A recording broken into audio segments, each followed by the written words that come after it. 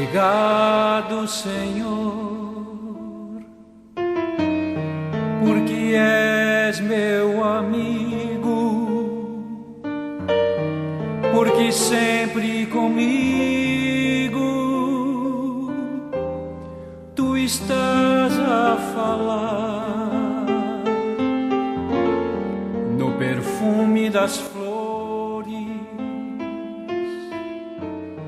na harmonia das cores. Pelo sinal da Santa Cruz, livre-nos Deus, nosso Senhor, dos nossos inimigos, em nome do Pai, do Filho e do Espírito Santo. Amém. Que a graça e a paz de Deus, nosso Pai e Criador, do Senhor Jesus Cristo, nosso Salvador e Redentor, e do Espírito Santo, fonte e alma da Igreja, esteja com você, meu irmão, com você, minha irmã, com a sua família. Porque bendito é o Deus que nos reúne e reúne sempre no amor do seu Filho, nosso Senhor Jesus Cristo. Te saúdo nesta sexta-feira, dia 26 de junho de 2020, sexta-feira da 12ª semana do tempo comum. E desejo que você tenha um dia abençoado. Que em tudo aquilo que você fizer no dia de hoje, você possa sentir a presença de Deus.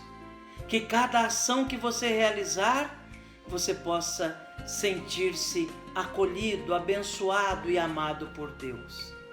Que o bem que você praticar no dia de hoje seja dado a você de modo dobrado e dessa forma você possa fazer experiência de Deus.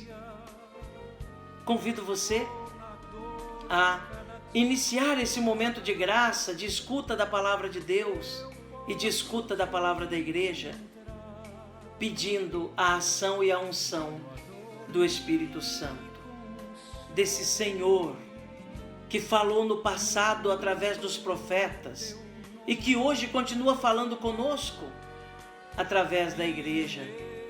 Esse Senhor que não cessa de se oferecer para abrir-nos o caminho do céu, para nos introduzir na vida de Deus. Esse Senhor que não nos abandona, mas cumpre a promessa de Cristo de que não estaremos sozinhos até o fim dos tempos. O Paráclito, o Defensor, o Animador, o Deus Todo-Poderoso com o Pai e o Filho. Vinde, Espírito Santo, enchei os corações dos vossos fiéis e acendei neles o fogo do vosso amor. Enviai o vosso Espírito e tudo será criado e renovareis a face da terra. Oremos, ó Deus, que instruístes os corações dos vossos fiéis com a luz do Espírito Santo. Fazei que apreciemos retamente todas as coisas, segundo o mesmo Espírito, e gozemos sempre da sua consolação. Por Cristo Senhor nosso. Amém. Querido irmão, querida irmã, nesta sexta-feira da 12ª semana do tempo comum, a liturgia da igreja nos traz o Evangelho segundo São Mateus. O Evangelho de hoje é do capítulo 8 de São Mateus, nos versículos de 1 a 4. Um trechinho bem pequeno do Evangelho de Mateus, mas bastante profundo e que tem muito a nos ensinar. Mateus 8, de 1 a 4. Ouçamos atentamente, com bastante piedade, essa palavra que é a palavra do Senhor, para nos alimentar, para animar a nossa vida. Proclamação do Evangelho de Jesus Cristo segundo Mateus. Glória a vós, Senhor. Tendo Jesus descido do monte, numerosas multidões o seguiam. Eis que um leproso se aproximou e se ajoelhou diante dele, dizendo: Senhor, se queres, tu tens o poder de me purificar. Jesus estendeu a mão, tocou nele e disse: Eu quero, fica limpo. No mesmo instante, o homem ficou curado da lepra. Então Jesus lhe disse: Olha, não digas nada a ninguém, mas vai mostrar-te ao sacerdote e faze a oferta que Moisés ordenou para servir de testemunho para eles. Palavra da salvação, glória a vós, Senhor. Que pela palavra do Santo Evangelho sejam perdoados os nossos pecados. Amém.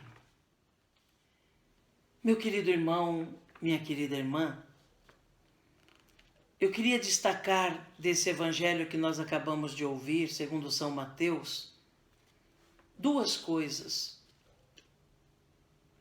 A primeira delas é a humildade daquele leproso. Aquele leproso chega até Jesus e não simplesmente pede que ele fique curado, ou que Jesus o cure. Aquele leproso chega até Jesus e, em primeiro lugar, ele faz uma profissão de fé.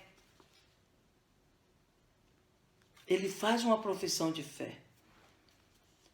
Chega a Jesus e diz: Se queres, tu tens o poder de purificar-me. Aquele homem não pede imediatamente a Jesus: Senhor, purifica-me, ou cura-me, ou realiza o meu pedido, ou vem em socorro dos meus limites, da minha doença, do meu problema. Não. Aquele homem se aproxima de Jesus e faz uma constatação, que é uma profissão de fé. Se tu queres, tu tens o poder de purificar-me. É uma afirmação de fé. E Jesus diz: Eu quero, fica purificado. Então a primeira coisa é essa humildade na forma de colocar-se diante de Deus, na presença de Deus. Não de impor as coisas a Deus. Aliás, hoje nós vivemos num mundo em que existem religiões que acham que podem colocar Deus contra a parede. Como se Deus tivesse a obrigação de provar alguma coisa para nós. Ou se Deus tivesse a obrigação de fazer alguma coisa por nós. Tudo que nós recebemos de Deus, meu irmão, minha irmã, é graça, é dom de Deus. Não é porque merecemos, nem porque temos direito. Então a atitude desse leproso é ensinamento para nós. Colocar-se na presença de Deus com humildade. Senhor, se queres, tu podes. Se queres. Em outra palavra, nós poderíamos dizer assim: é a tua vontade que é importante. Se queres, podes purificar-me. Mas não vou amar-te menos se tu não me purificares. Não vou ser menos devoto se eu não for curado, se eu não for purificado. Não vou deixar de lado a minha esperança se a cura não vier. Essa tem que ser a nossa atitude diante de Deus. Atitude humilde, de quem reconhece nele o Senhor de tudo e que é a vontade dele que tem que acontecer e não a nossa.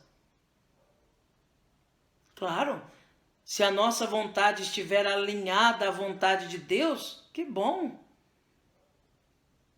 Mas é a vontade de Deus que tem que acontecer. Então esse é o primeiro ensinamento, a primeira mensagem que eu queria destacar. A segunda é a resposta de Jesus: eu quero, fica purificado. Vamos lembrar mais uma vez o que diz o leproso: se tu queres, podes purificar-me.